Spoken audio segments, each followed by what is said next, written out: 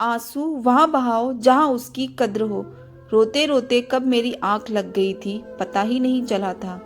जब आंख खुली तो सुबह हो चुकी थी। सिम्मी जाकर किचन में चाय बनाने लगी। थोड़ी देर बाद किचन में विक्रम आए और बोले, आज नाश्ते में मुझे पोहा खाने का मन है। इतना बोलते हुए वो चले गए, मानो रात की बात उन्हें याद ही न हो। सिम्मी ने सोचा, क्या भगवान जब मर्दों को बना रहे थे तो क्या उनके सीने में आर्टिफिशियल दिल लगाया था, जो उन्हें औरतों की भावनाओं की या उनके आंसुओं की कद्र नहीं होती है। और वो भी काम करती रही। खाने की मेज पर जब सभी लोग आए तो सिम्मी ने नाश्ता लगाया। उसकी बेटी सोनी ने कहा, मम्मी आपकी आंखें सूजी हुई क्यों हैं? क्या आप रात में सोई नहीं या फिर से रोई हैं? सिम्मी के कुछ कहने से पहले ही उसकी सास ने कहा, कितने साल हो गए गृहस्थी को बसाए हुए, फिर भी तुम्हारी माँ में कुछ न कुछ समझदारी की कमी रह ही गई है। सिम्मी चुपचाप वहां से किचन में चली गई, पति का लंच का डब्बा तैयार करने के लिए। कुछ देर बाद सोनी अपनी माँ के पास जाकर बोली, सच बताओ मम्मी, क्या बात है? सिम्मी ने मुस्कुराकर कहा, कोई बात नहीं बेटा, रात में तुम्हारी नानी से बात हुई थी। उसकी तबीयत ठीक नहीं है, इसी वजह से मैं थोड़ी रोई थी, और कोई बात नहीं है। जाओ तुम अपनी पढ़ाई करो। सिम्मी काम खत्म करके रोजाना करीब आधे घंटे के लिए नीचे पार्क में अपनी सभी सहेली के साथ थोड़ी देर अपना जी हल्का करती थी। सिम्मी एक सहेली नुपुर ने उसका चेहरा देखते ही भाप लिया और कहा, कुछ बात हुई क्या, मुझे बताओ। सिम्मी ने कहा, कुछ भी तो नहीं। नुपुर ने बड़े प्यार से उसके हाथ को अपने हाथ में रखा और कहा, मुझसे मत छुपाओ और बताओ क्या हुआ। सिम्मी सबकी नजरों से अपने आंसुओं को छुपाते हुए बोली, क्या औरत अपने पतियों की इच्छाओं को पूरा करने के लिए बस बनी है?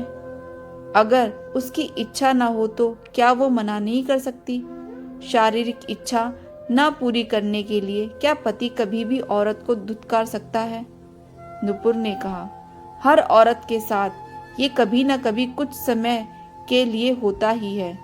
हम औरतें उनकी भावनाओं को समझकर खुद को उन्हें समर्पित कर देते हैं, परंतु जब हमारी इच्छा नहीं होती तो न जाने क्यों उनके आत्मसम्मान को ये ठेस पहुंचाता है। सिम्मी बड़े गौर से नुपुर को देख रही थी और उसकी बातें सुन रही थी। नुपुर ने कहा, मेरे साथ भी कई बार ऐसा हुआ था।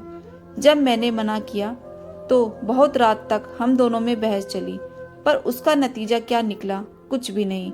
हम औरतें दुखी होती हैं, रोती हैं, पर आदमी वो अपनी बात कहकर आराम से मुंह घुमाकर सो जाते हैं और हम औरतें रोकर अपना जी हल्का करते हैं।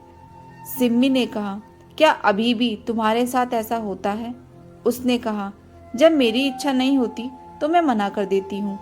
सिम्मी ने कहा, फिर क्या तुम्हारे पति के साथ तुम्हारी लड़ाई भी होती है? नुपुर ने कहा, मैं आंसू वहां नहीं बहाती जहां उसकी कद्र ना हो। पहले वो मुंह घुमाकर सोते थे, अब मैं अपनी बात को रखकर दूसरे कमरे में जाकर सो जाती हूँ। अगर मैं उनकी इच्छाओं और भावनाओं का सम्मान करती हूँ तो उन्हें भी मेरी इच्छाओं और भावनाओं का सम्मान करना सीखना होगा। मानती हूँ वैवाहिक जीवन का ये भी एक अभिन्न अंग है, तो आंसुओं को वहां बहाओ जहां इसकी कद्र हो। नुपुर ने बड़े प्यार से सिम्मी को बोला। अधिकतर औरतों को अपने पति से ये शिकायत होती है, किंतु वो इसके बारे में बात करने से शर्माती हैं और घबराती हैं। ना का मतलब ना होता है, चाहे वो पति के लिए हो या किसी के लिए हो। अगर तुम ना कह रही हो तो उसके बाद आंसू बहाने की तो कोई आवश्यकता ही नहीं है। सिम्मी ने कहा, तुमसे बात करके मेरा मन बहुत हल्का हुआ और मैं ये भी समझ गई कि मुझे अब कैसे ना कहना है। अब मैं अपने आंसुओं को वहां नहीं बहाऊंगी जहां इसकी कद्र ना हो। सिम्मी जब घर आई तो आत्मविश्वास के साथ भरा हुआ उसका चेहरा था। बेटी ने कहा, मम्मी ठीक हो? सिम्मी मुस्कुराकर बोली, हाँ बेटा, मैं बिल्कुल ठीक हूँ। कुछ बातें जो हम औरतें एक दूसरे से बोलना नहीं चाहती हैं, उसे अपने नज़दीकी दोस्त या मित्र से जरूर साझा करना चाहिए। हो सकता है उसका कोई सरल उपाय उनके द्वारा मिल जाए। तो मुझे भी उपाय मिल गया है। कुछ रोज बाद एक रात को सिम्मी के पति ने अपनी इच्छा जताई, परंतु सिम्मी की मानसिक स्थिति उसके लिए तैयार नहीं थी, तो उसने मना कर दिया। उसके पति ने जब उसके साथ बहस करना शुरू किया तो वो बड़े आत्मविश्वास के साथ बोली, मेरी ना का मतलब ना होता है, आप ये कब समझेंगे। इतना कहकर वो दूसरे कमरे में चली गई।